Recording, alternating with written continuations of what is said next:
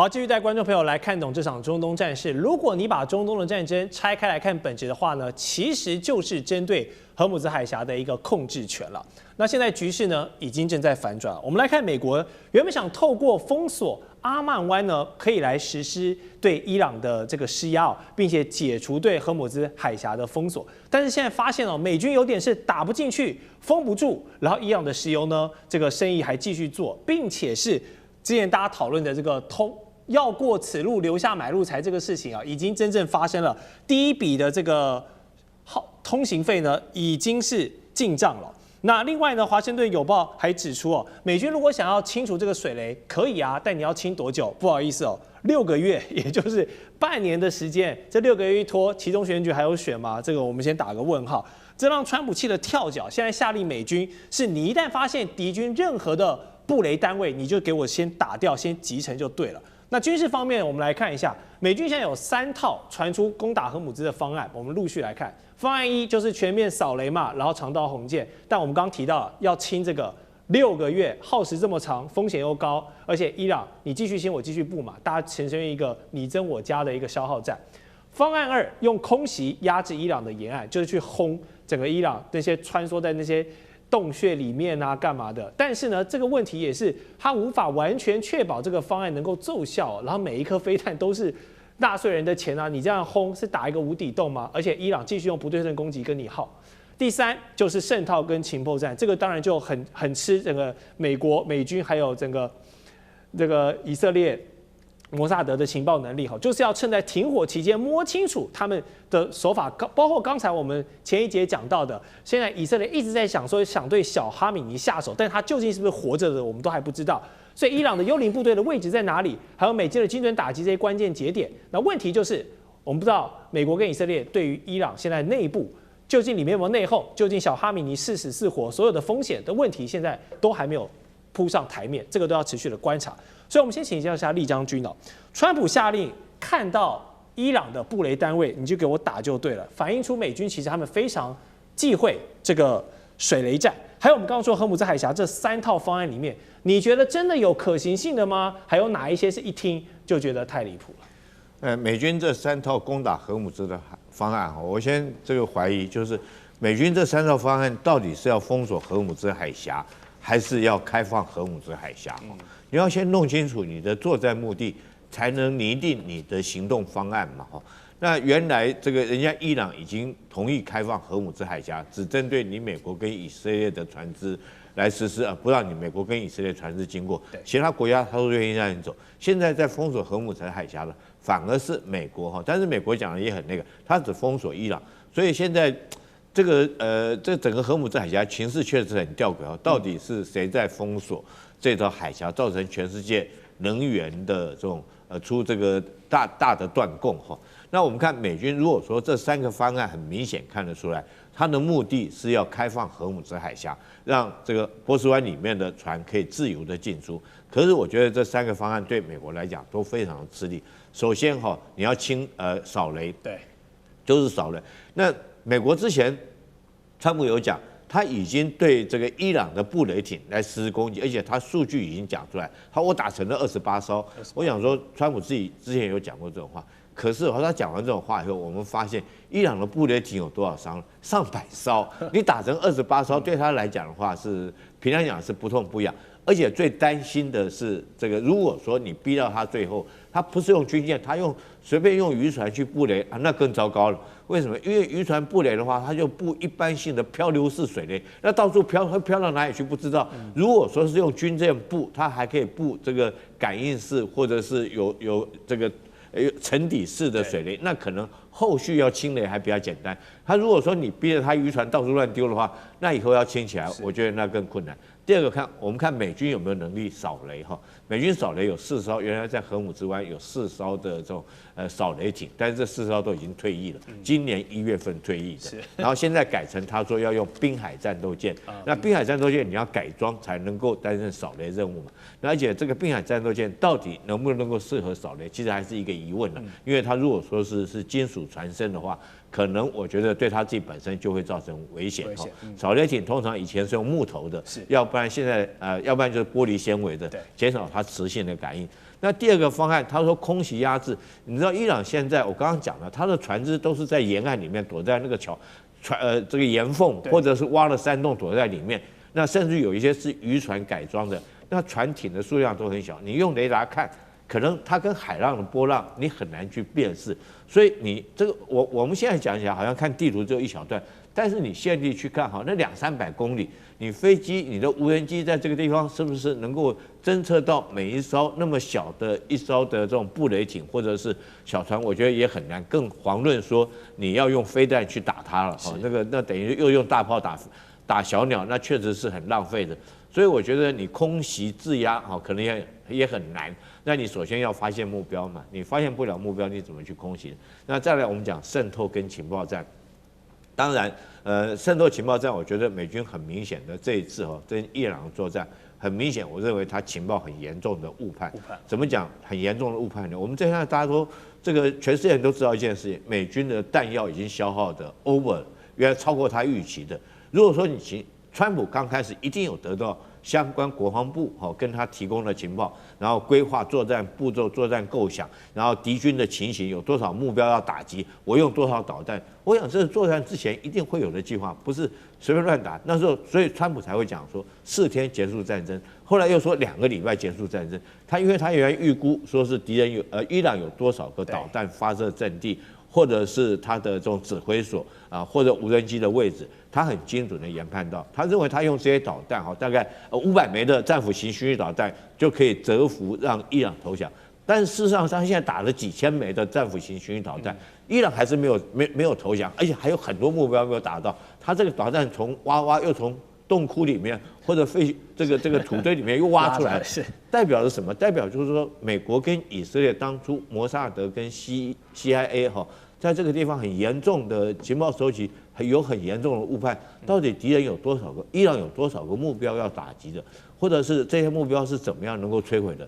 他們都不清楚。尤其是說從另外一件事情，你看它防禦型的導彈，愛國者3薩德為什麼也是 over 了？比他的原來預期會超過很多，因為他沒有預期到伊朗是真的有這種超高音速導彈，所以原來預期他可能2枚的愛國者可以攔截1枚彈道導彈，他可能比如說他認為伊朗來講這種彈道導彈可能只有100枚，他認為說是我用200枚的愛國者就可以這個確保以色列的空中的安全，就沒想到伊朗拉出來是這個500枚，那而且這500枚你用2枚你還攔截不住，他的技術可能你要用到3枚才有可能攔截，甚至於3枚都不見得攔截住，所以我覺得從導彈的這個超過他的預期，我們就看出來。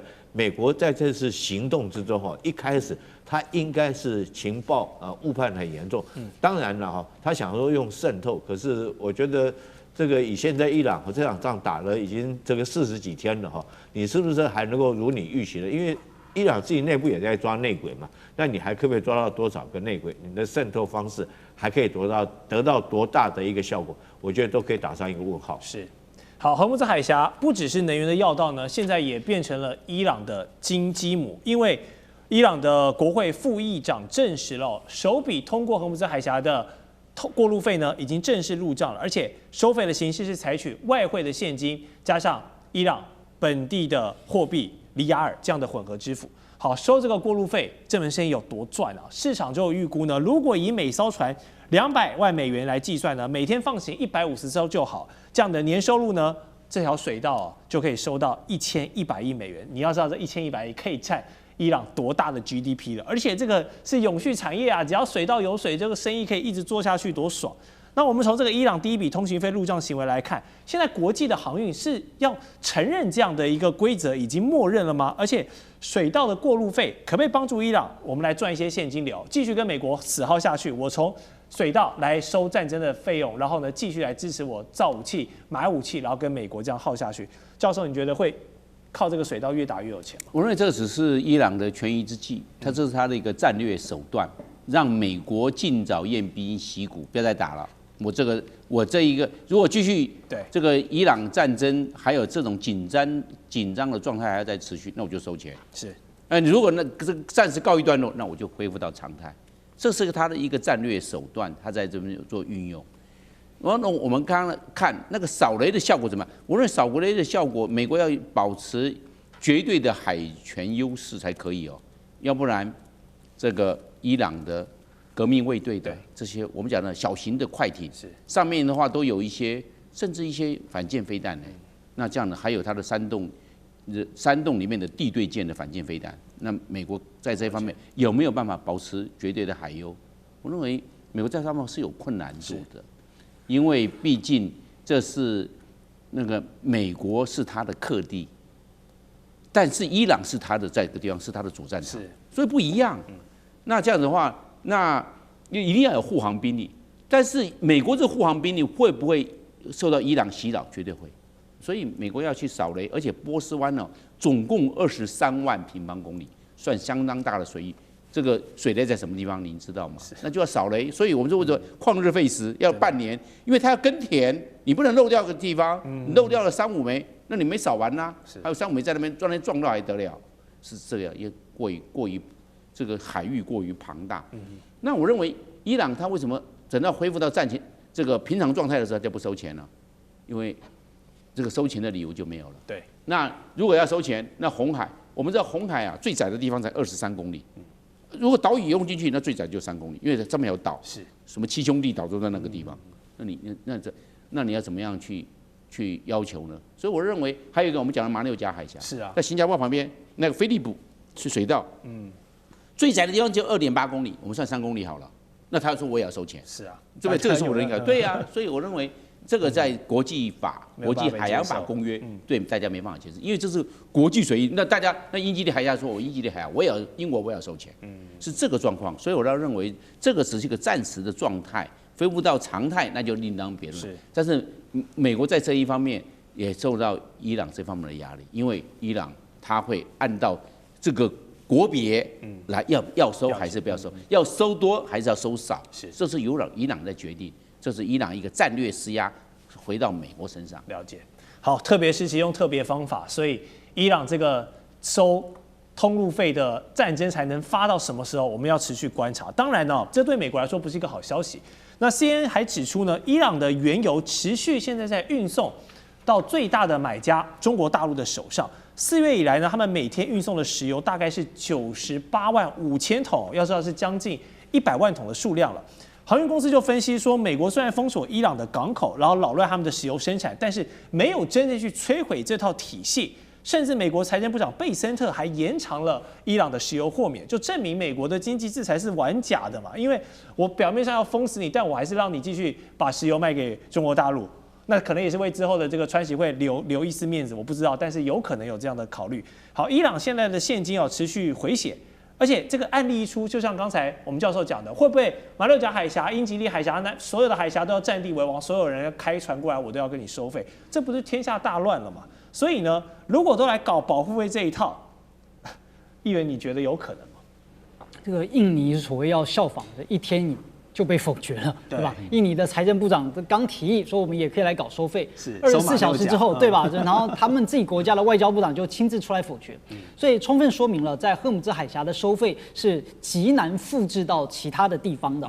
伊朗它是在戰爭的狀態行使了自衛權作為收費的法理依據，本來就是非常時期的非常手段。对，那在馬六甲海峽呢，它有印尼、馬來西亞、新加坡都高度依賴，而且呢幾乎是屬於3國共管，沒錯。所以任何重大決策要一致同意啊，那就不太可能會有這種三方一起同意啊，這個什麼我們來搞收費，所以不太會有這種事情。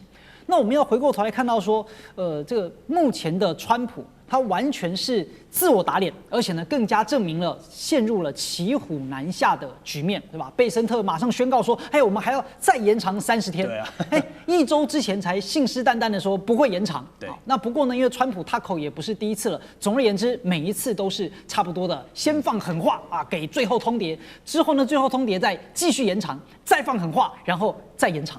所以他的矛盾在哪裡呢？就第一個，因為他想要在壓制伊朗，但是呢又想要來穩定油價，這本身就是不可能實現的事情。而且第二個呢，他還想要搞所謂的2級制裁，對吧？他說，誰購買伊朗石油就制裁誰，對吧？那你要制裁中國大陸嗎？那也不可能啊，對吧？那對，你還是要跟其他人交朋友啊，所以這也是不可能。那再來第三個就是你的所謂的軍事勝利，然後呢跟經濟要能夠正面成長，這也是有矛盾的。你如果真的要出兵，真的要有軍事行動，你的經濟就不可能好，尤其在現在這個狀態。所以呢，川普目前已經是困獸猶鬥的局面了。為什麼？你看進不得，他想要全面的升級封鎖嗎？那不行啊，那油價就會持續飆漲啊，通貨膨脹持續上升，他到底要怎麼選舉呢？那全球也會陷入金融衰退。那第二個退也退不得，他說那好吧，那我不制裁你了，那他這一整趟等於白玩了嘛，那他也等於宣告自己的政治自殺。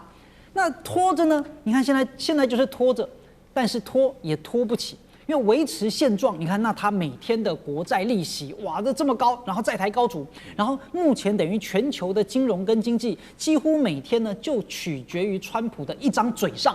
好，那現在其實已經習慣跟麻木了啊！你看，在上個月或半個月前，那川普每開金口，然後我們的股市啊、什麼經濟啊，都會大跌或大漲。但是現在的大家基本上已經麻木，不管川普講什麼話，我們的股市似乎也都影響不是很大。所以到目前為止呢，就貝森特的這個豁免令，它不是什麼戰略性的大調整，只能夠看得出來，目前美國的進退兩難。是。確實，荷姆茲海峽這個爛攤子呢，真的是讓川普總統現在面對到的是國際上的聲譽之外，還有整個內憂外患哦。我們待會回來會繼續討論，他最近還是管不住那張嘴，頻頻失言導致的炎上，讓他的國際聲望呢被貼上了更多的負面標籤。同時，美國的國內的民調哦，也對川普還有共和黨可以說是失望至極了。難道一人毀全黨，這真的不是一個玩笑話嗎？更多的熱門話題，我們馬上回來。